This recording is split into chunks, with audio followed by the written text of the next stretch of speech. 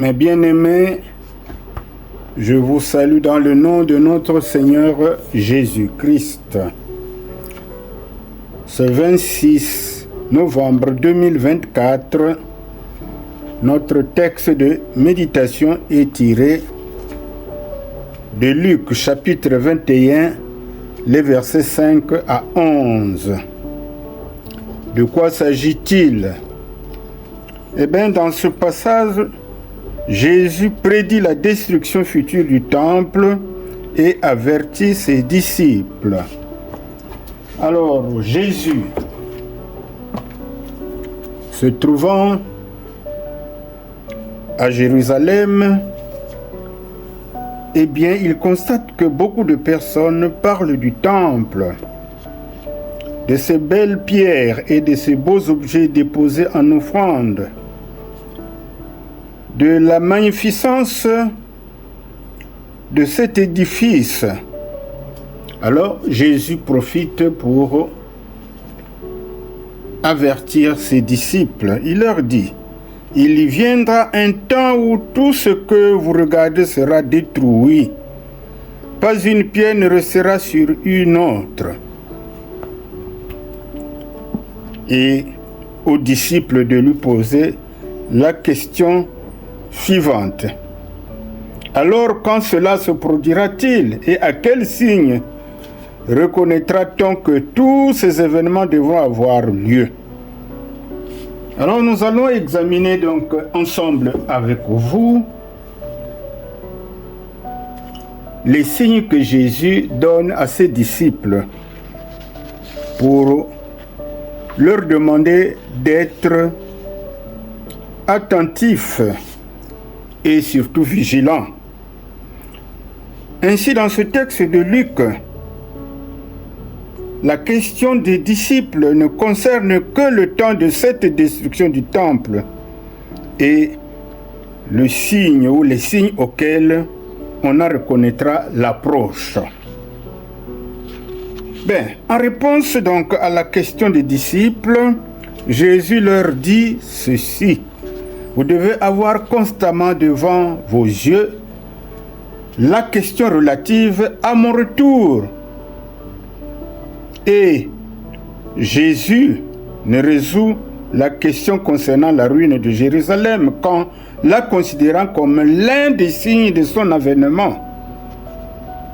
Alors nous allons examiner les signes que Jésus donne à ses disciples.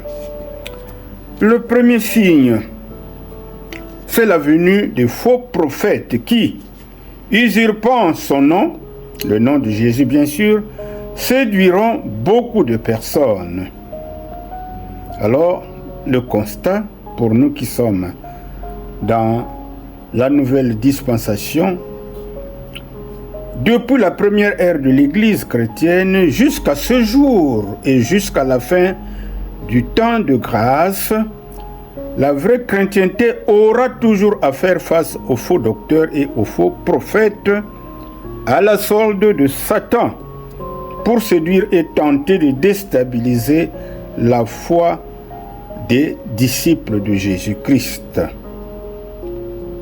Alors ces faux prophètes, ces faux docteurs peuvent être à l'intérieur ou à l'extérieur de l'Église. D'ailleurs, les épîtres des apôtres en parlent abondamment. Deuxième signe que Jésus donne à ses disciples pour reconnaître que nous nous acheminons vers la fin du temps. Ben, il y aura des guerres et des troubles parmi les nations. Alors, on peut parler d'un premier accomplissement de cette prophétie. Ce fut la guerre des Romains contre les Juifs. Après Jésus, bien sûr. Donc, les disciples ne devaient pas en être troublés en voyant tout cela, parce que ces calamités étaient inévitables et ils ne devaient pas s'imaginer que ce fut la fin. D'ailleurs, chaque fois que nous constatons qu'il y a des guerres, nous avons eu ce qu'on appelle la guerre mondiale, mais ce n'était pas la fin des temps. C'est un des signes. Alors, dans l'ère où nous vivons, de nombreux faux prophètes s'élèvent pour prédire la fin du monde et le retour du Christ. Attention, le chrétien ne doit accorder aucun crédit à de tels mensonges. Mais cela doit plutôt le réconforter dans sa fidélité à son Seigneur Jésus-Christ. Et donc, tout ce que nous constatons, les calamités, les guerres, etc., ça doit nous donner d'être vigilants et de nous préparer au retour de Jésus-Christ. Troisième signe, eh bien, dans certaines villes, et il viendra s'ajouter des famines dans certaines villes et des tremblements de terre par endroits.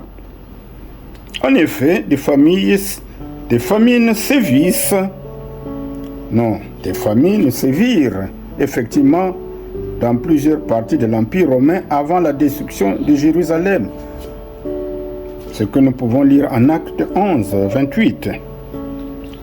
Les historiens romains rapportèrent également que différents séismes secouèrent l'Empire à cette époque, l'Empire romain. Les calamités naturelles sont vécues régulièrement à travers le monde où nous vivons, en particulier la famine qui sévit dans les pays pauvres et que l'homme a du mal à juguler. Certaines difficultés rencontrées dans notre vie ici-bas sont parfois un détonateur qui conduit certaines gens à rechercher Dieu, car nous savons que Dieu fait concourir toutes choses au bien de ceux qui l'aiment, de ceux qui sont appelés selon son dessein. Nous dit Romains 8, 28. Alors, quel enseignement pouvons-nous tirer de ce passage? Ce passage nous apprend que les signes qui précédèrent la chute de Jérusalem sont les mêmes que ceux qui précéderont la fin du monde. La destruction de Jérusalem donne un avant-goût des événements qui se produiront à la fin du monde. C'est pourquoi certains de ces avertissements qui s'appliquent à la destruction de Jérusalem peuvent aussi servir d'avertissement à nous chrétiens pour ce qui surviendra à la fin du monde. Donc c'est un texte qui nous avertit et qui nous demande d'être prudents et de marcher sur les pas de Christ pour ne pas être surpris.